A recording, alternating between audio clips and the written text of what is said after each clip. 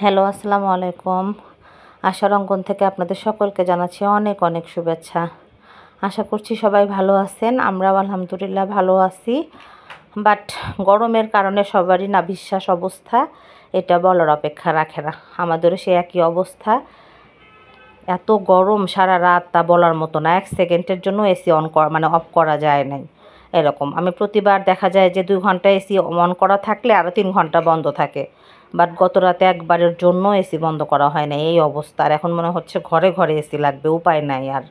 এত গরম, আম্মাও সেই কথা বলতেছে যে গরমে আসলে জাস্ট টেকা যাচ্ছে না। তো কি করার, গরম হলে তো খাবার দাবার আর বন্ধ থাকবে না, ঘরের কাজও বন্ধ থাকবে না। তো ভাবলাম যে হালকার উপরে একটু শুরু করে দেই। ডাইনিং টেবিলটা দিয়ে শুরু করে দিলাম। আর এই যে বাচ্চারা সব বাসায়, বোনের মেয়েটা ভাগ্নিটা বাসায়, সব ঘর এলোমেলো এলোমেলো। সবাই এক একজন এক এক ঘরে এরকম, এই ঘর থেকে এই ঘরে ডলা দিচ্ছে, এ ঘর থেকে ও ঘর ডলা দিচ্ছে, কিছু করার নাই। এই ঘর গুছিয়েও দেখা যায় যে ওইভাবে আর মেনটেন করা যাচ্ছে না। তো সেটাই আম্মাকে বলতেছিলাম যে আম্মা গরমে কী যে অবস্থা। তো খুব ডিপ ক্লিন করা সম্ভব না, যে গরম। খালি হালকার উপরও যেটুকু না করলেই না সেটুকু। কী যে অবস্থা। সেই সাথে গতকাল আমার শাশুড়ির সাথে কথা হলো, বললো গ্রামেও নাকি এরকম গরম। আর দেখা যায় যে গ্রামে তো আসলে টিনের চাল অতিরিক্ত গরম হয়ে গেলে ঘরে থাকাটাই একদম মুশকিল হয়ে যায়। আমার শাশুড়িও বারবার বলতেছিল যে প্রচণ্ড গরম।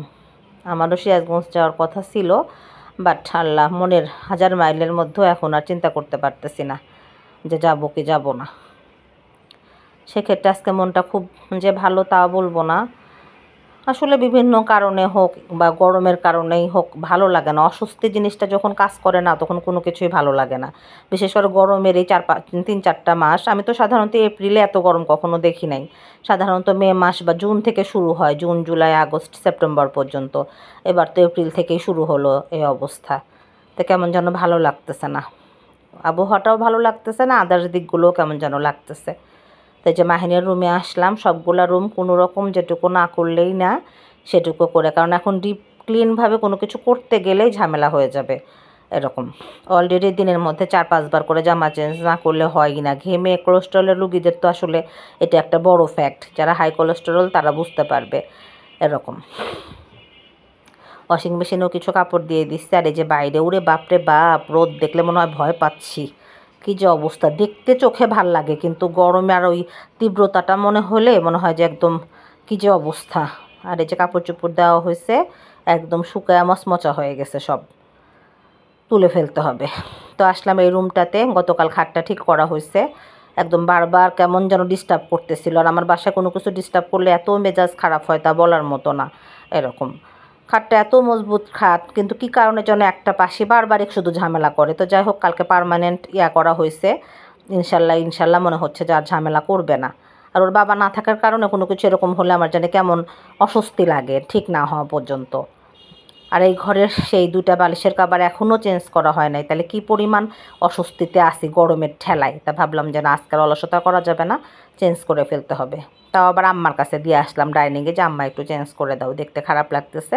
হঠাৎ করে আবার কেউ চলে আসলে দেখা যাবে, বাজে দেখা যাবে। আর মানে রঙিন চাদর, কালারফুল চাদর, এগুলো দেখলে মনে হচ্ছে যে গরমে মানে চোখ টোক সহ কেমন যেন আমার করতেছে। মনে হচ্ছে খালি হালকা চাদরগুলো পেরে দেই। কারণ তো আমার বাসায় তো আবার যেই আসে সবাই জানে যে আমার হরেক রকমের চাদর, যে যেটা বলে সেটাই দিয়ে দেই। এখন আমার দেখা যাচ্ছে যে হালকা চাদর, নরম চাদর, এগুলো সব কমে গেছে। ম্যাক্সিমাম চাদরই কালারফুল চাদর, আবার একটু মোটা মোটাও। এরকম মনে হচ্ছে যে সাদা চাদর পারি, সাদা চাদর পারলে হয়তো, মনের ধারণা এটা, পারলে মনে হয় গরমটা একটু কম লাগবে। তো এই যে জানালার এখানে ধুলা টুলা দিয়ে ভর্তি, তারপরেও যে খুব করে করা তা করবো না। কোনো রকম যেটা হাত না দিলেই না সেটুকুই। মনে হয় 2-1 দিনের মধ্যে বৃষ্টি নামবে কি না আল্লাহ জানে। তবে ইনশাল্লাহ আল্লাহ হয়তো এতটা নিরাশ করবে না আমাদেরকে। কারণ শুধু যে আমাদের কষ্ট হচ্ছে তা তো না, সবারই, যারা বাইরে কাজ করে তাদের তো আরও অনেক বেশি কষ্ট। এই যে আমার খালাটা আজকে আসছে রোজা থেকে কাজ করতে, খুব খারাপ লাগলো। এই হলো অবস্থা। তো আশা করছি যে যেখান থেকে দেখতেছেন সবাই ভালো আছেন, সুস্থ আছেন। তবে সবাই সুস্থ থাকবেন, বেশি করে শরবত খাওয়ার, আমাদের মতো ট্যাং খাওয়ার চেষ্টা করবেন। আমরা যেহেতু ট্যাং পাগল ফ্যামিলি, এই লেবু শরবতের চেয়ে আমরা ট্যাংটা বেশি পছন্দ করি, বেশি খাই। এরকম অলরেডি মনে হয় 1 জগ সকালবেলা খাওয়া হয়েছে, আবার এই যে দুপুরের মধ্যে আবার আর 1 জগ গুলে ফেলতে হবে, না হলে খুব খারাপ লাগে, আমারই ভাল লাগে না। এই আর এখন তো আবার যে হিট স্ট্রোকটা বাচ্চারা বেশি করতেছে, ওর আব্বু খুব টেনশন করতেছে, বারবার আমার কাছে নিয়মগুলো লিখে আবার সে মেসেঞ্জারে পাঠাচ্ছে। আমার তো 2টা বাচ্চাই হেলদি, বিশেষ করে যে মিশন তো মানে খাবার বেশি খায়, রিস্ক পছন্দ করে বেশি, কোনো মাছ টাছ খেতে চায় না, এই কারণে তো বারবার বলতেছি যে পানি খাও, স্যালাইন খাও। বাসার বর্তমান অবস্থা, এই রুমটাই মাত্র গোছায় গেছি, আবার বড় ছেলে দেখা যায় রেস্ট নিয়ে এলোমেলো করে ফেলছে। এই যে বাইরে রোদ, দিরে বাপরে বাপ ধুধু করা রোদ, বাইরে মনে হয় তাকালে মানে চোখ ঝলসে যাচ্ছে অবস্থা। এই আজকে খালি কোনো রকম হালকার উপর ঝাপসা। ও এই যে কিচেনে খালা চলে গেছে, খালা আজকে রান্না করে গেছে ট্যাংরা মাছ আলু বেগুন দিয়ে, আর রান্না করছে ডাল, আর এখানে আছে চিকেন। এই শর্টকাট খাবার, গরম। আমি তো একদম দুপুরবেলা লাঞ্চের খাবার স্কিপ করে ফেলছি, যে কিছুতেই না, রোজা ছিলাম, তারপরে এখনও লাঞ্চে আর খাবো না, এই গরমে আবার কি খাবে, যা তা অবস্থা। এই যে রুমটাও মোটামুটি গোছায় ফেলছি, হয়ে গেছে।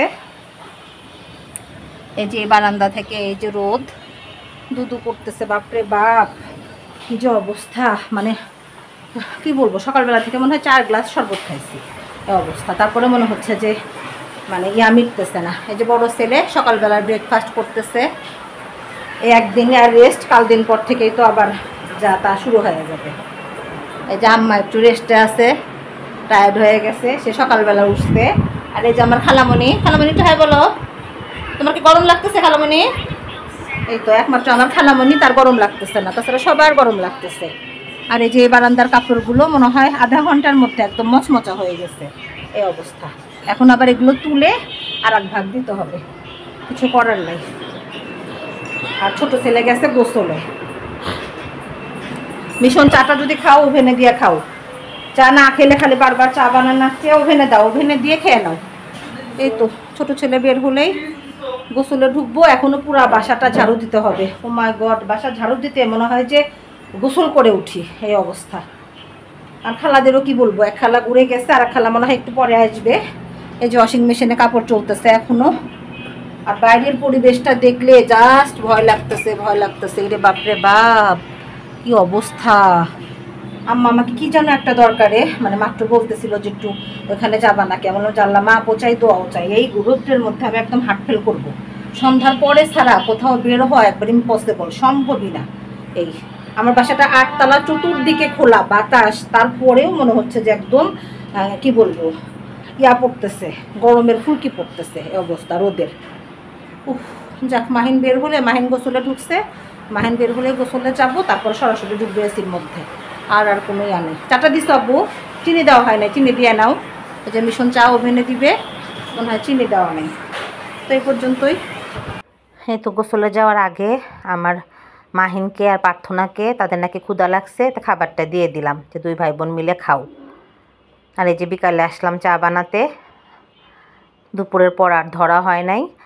তো ভাবলাম যে না, গরম, তার জন্য তো আর চা খাওয়া বন্ধ করা যাবে না। তো ভাবলাম যে না, চাটা যদি আমি না বানাতে আসি তাহলে আবার আম্মা চলে আসবে, আম্মার জন্য তো আরও কষ্ট গরমের কারণে। তো ভাবলাম যে চাটা একটু করে নেই। আবার মাহিনের ম্যামও চলে আসছে, এই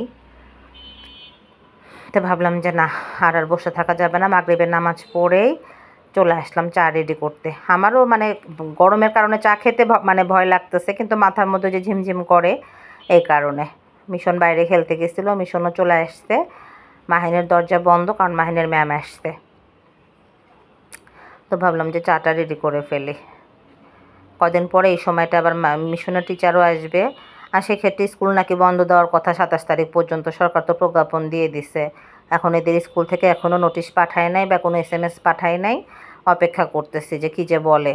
এরা তো আবার মানে বন্ধ রাখলে ভালো, বেশি বেশি করলে তো আবার দেখা যাবে যে বাচ্চাদের জন্য খুব ঝামেলা। ওর আব্বু বলতেছিল যে হিট স্ট্রোক করে সবাই, এখন সাবধানে। স্কুল ইউনিফর্ম পরে এতক্ষণ লং টাইম থাকা, এই খুব মানে কষ্টদায়ক হয়ে যাবে। কিছু কিছু স্কুল, প্রার্থনার স্কুলটা 27 তারিখ পর্যন্ত বন্ধ দিছে, মার্শাল্লাহ, একটু নিশ্চিন্ত হওয়া গেল। বাট মিশন মাহিনের স্কুল কী করবে এখনও বোঝা যাচ্ছে না। তো চা হয়ে গেছে, আম্মাকে বললাম যে আম্মা আসো চা খাও। চা না খেলে যেহেতু আমাদের হবে না গরমের কারণে, আর বসে থেকে লাভ নাই, আসরের পরপরই খাই, এখন তো মাগরিবের পর হয়ে গেছে।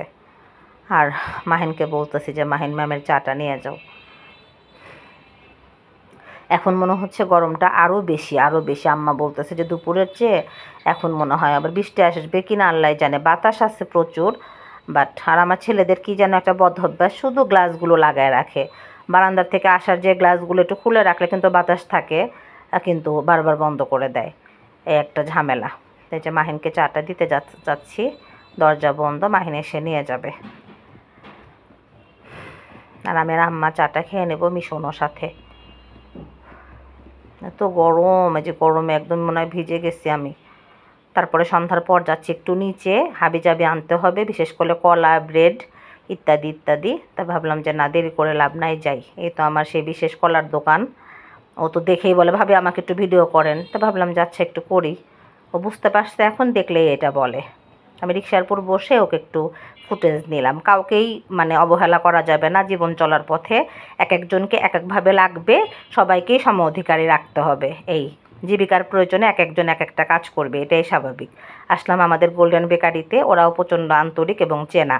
এই আমার সবগুলো বাজার একটা ব্যাগে ওরা ঢুকায় দিচ্ছে। তেমন আপনি এত কষ্ট করতেছেন, বলে যে না আপনি প্রতিদিন আসেন, এটুক যদি না করি। এই হলো অবস্থা। ভালো ব্যবহারের মানে সাথে ভালো ব্যবহার পাওয়া যাবে, এটাই স্বাভাবিক। এই সেখান থেকে চলে আসলাম হলো আমি একটু সাকিবের দোকানে আসলাম একটু আইপিএসের কথা জিজ্ঞেস করতে। সাকিবের সাথে তো জারিফিলের আবার ডিলার আছে, তো ওকে আবার জিজ্ঞেস করলাম যে ওদের কি কোনো আইপিএস আছে নাকি। তো সাকিব আবার সেটা সার্চ দিয়ে দেখাচ্ছে, তো আমি ভাবলাম যে আমি একটু ভিডিও নিয়ে নেই। সাকিবকে আবার কোনো কিছু বললে খুব আন্তরিকতার সাথে সেটা মানে শোনে বা একটু চেষ্টা করে। যে সাকিব নতুন নতুন হাবিজাবি নিয়ে আসছে অনেক সুন্দর সুন্দর। তা আমি একটা পিজা কাটার ছিল না, পরে সেটা আবার গতকাল নিয়ে নিছি। তো ওইটা আবার বললাম যে আব্বু এর চেয়ে বড়ো ছিল কি না, তো বললো যে না আন্টি ওইটাই ভালো। তো বললাম যে আচ্ছা ঠিক আছে। আর ওকে ওই যে আইপিএসের কথা একটু আলাপ আলোচনা করলাম যে কোনটা কেমন হবে, কারণ গরমে তো কারেন্ট খুব ডিস্টার্ব করবে, বোঝা যাচ্ছে না এখনও। এই হলো অবস্থা। বাইরের মানে বাতাস আছে, গরমটা হয়তো আমার কাছে একটুখানি কম মনে হলো, বাইরের বাতাসটা বেশ ঠান্ডা মনে হলো এরকম। কিন্তু মানে সাকিবের দোকানেও বেশ প্রচণ্ড গরম। আমি একটু আর কেউ করলাম যে আব্বু এসি লাগাও, এসি ছাড়া সম্ভব না। তাই তো সাকিব খুব মনোযোগ দিয়ে দেখতেছে, বললো জানতে আমি জানাবো নি। আমি চলে আসলাম বাসায়, লিফটের মধ্যে। এই যে আমার কি অবস্থা, বিধ্বস্ত অবস্থা, মনে হচ্ছে আমি গোসল করে উঠছি। তারপর ঢুকে পড়লাম বাসায়, আমার ঠিকানায়। দেখি কে রিসিভ করে, মিশন, মাহিন না প্রার্থনা। মেবি মিশনই খুলবে, কারণ ম্যাক্সিমাম দরজা খোলার কাজটা ওই করে। মাহিন আবার ভুলভাল কেউ যদি নক করে সাথে সাথে খুলে দেয়, এই কারণে মাহিনকে বলা হয় যে তুমি দরজা খুলবা না। সেই সাথে বাসায় চলে আসলাম। বাসায় ভাই বোন তারা বিকালে নাস্তা, বিকাল না এটা প্রায় 8:30 9টা বেজে গেছে, সেই নাস্তা করতেছে পেটিজ। তারা কেউ ডাইনিংয়ে যাবে না গরমের সময়, আর কি করার, সেক্ষেত্রে আমিও বিদায় নিয়ে নেই। নাস্তা করতে করতে সবাই ভালো থাকবেন, সুস্থ থাকবেন, আশার অঙ্গনের সঙ্গে থাকবেন, আমাদের চ্যানেলটি সাবস্ক্রাইব করবেন, আর গঠনমূলক সমালোচনা করবেন। সেই সাথে গরমে নিজের খেয়াল, পরিবারের খেয়াল এবং সব সময় মানে সাবধান থাকার চেষ্টা করবেন। আজ এই পর্যন্তই। আল্লাহ হাফেজ।